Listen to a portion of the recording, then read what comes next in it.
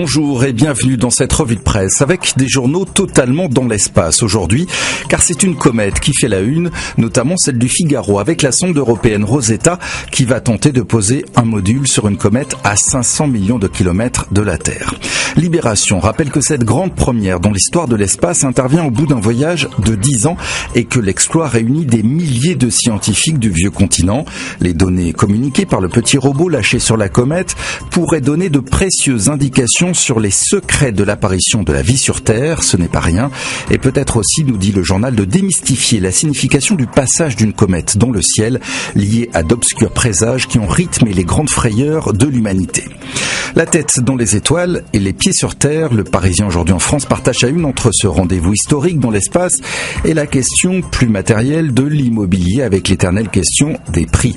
Merci papa, merci maman, nous dit cet article, puisque les acheteurs font de plus en plus appel à leurs proches pour les aider. L'emprunteur moyen en France est âgé de 37 ans et ses revenus sont de 5 200 € net par mois. Autre portrait robot, plus original, toujours dans le Parisien aujourd'hui en France, celui de l'homicide type à Paris. Il se déroule plutôt en fin de semaine, surtout le samedi. Les victimes sont majoritairement des hommes de 25 à 34 ans et les personnes mises en cause des hommes, là aussi, très fortement à 91%. Les altercations, mais aussi les homicides conjugaux en sont les causes les plus fréquentes.